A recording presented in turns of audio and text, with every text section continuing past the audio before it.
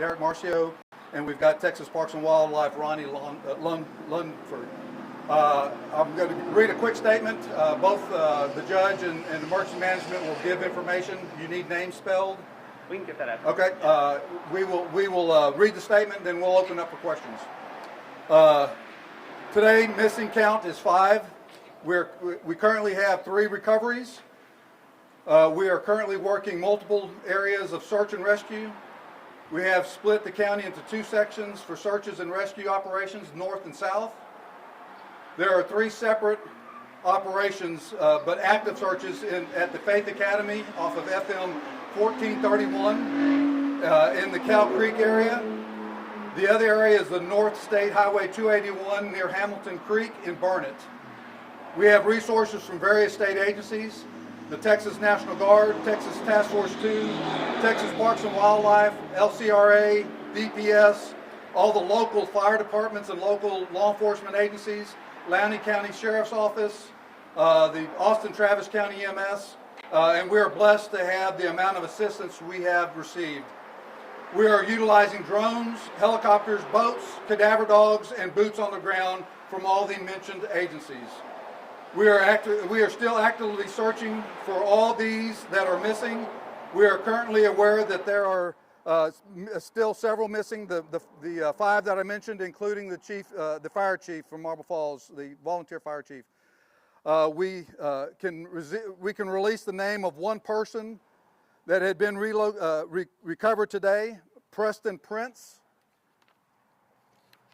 We are not in a position to provide details of others still missing or those that have been recovered due to the pending verification of identification and family notifications.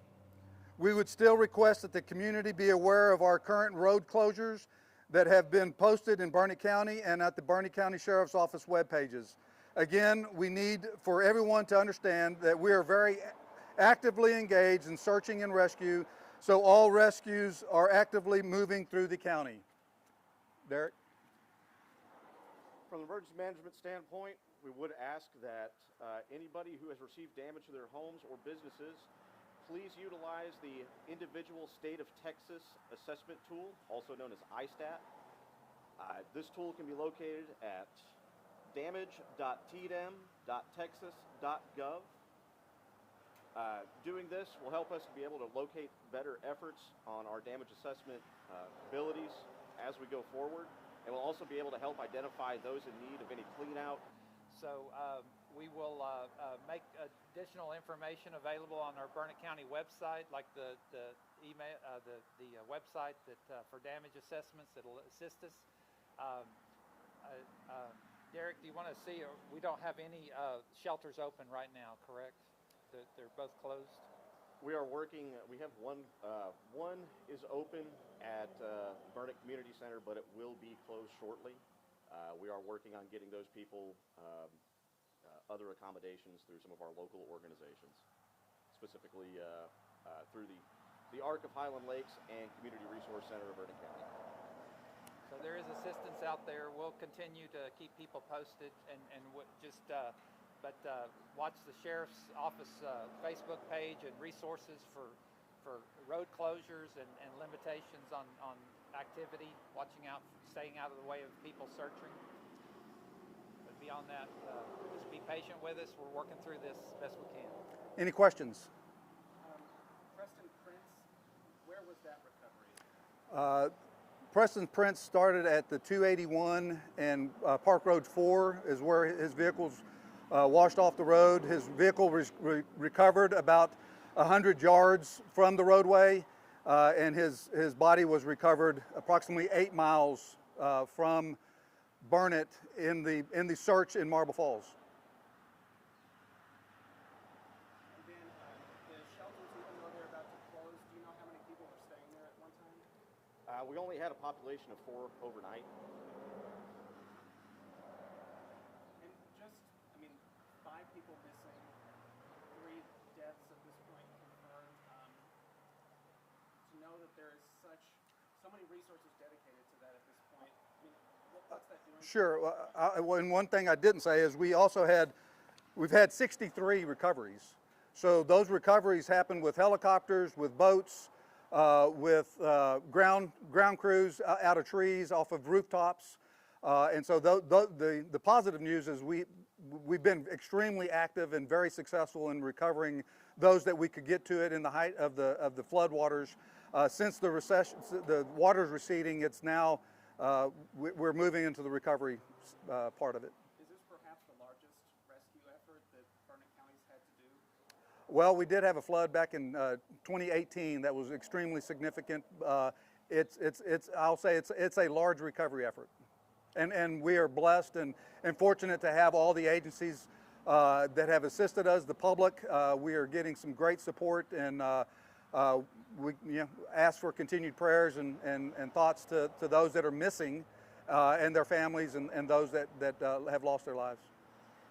The 5 missing still, are they from the RV park, or is it different? It's a variety. So as I mentioned, we've got one recovery in the north section that started in Hamilton Creek in Burnet off of 281, and we're working that south.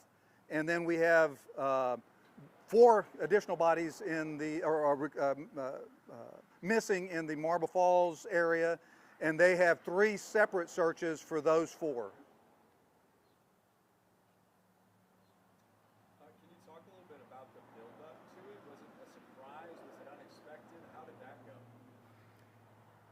So we were definitely aware of what was going on over the course of July 4th with issues in Atlanta River. We were expecting those and prepared for those. But the rain bomb that ended up developing overhead, definitely, it was a bit of a surprise. We expected rain, but we weren't expecting 20 inches plus over the course of 24 hours. That was not in the forecasts at the time. Most of those heaviest rains were forecast to be west of us, so we were expecting the impacts along the Llano River Basin. And on the night of July 4th, we actively our deputies were out about the county searching the low water areas and got caught in it. When our call came out initially, we had 3 deputies that were trapped just on a roadway. They were safe. Don't get me wrong. They were safe, but they were trapped. They couldn't move forward or backwards because they were caught between two areas that they couldn't get out of.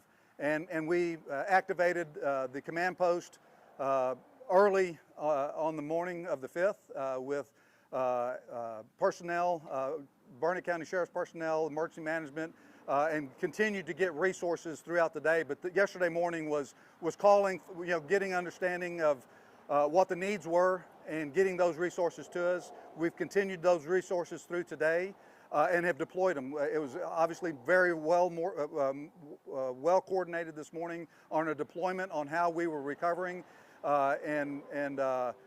we have relief teams. We've got a team that's about to come in that's been searching all morning.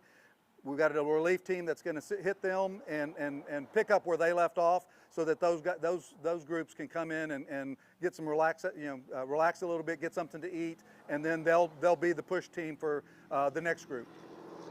And can you share a little bit about the circumstances that Chief Phillips went missing under? Was he in attempting a rescue? He was called to a rescue, and that's really all I can say about that, other than his vehicle was washed off the road, and we that was one of the early rescues that we were involved with. And when we got our alerts from the sheriff's office, we have a command staff alert that goes out, and so all of our command staff was notified when that event occurred.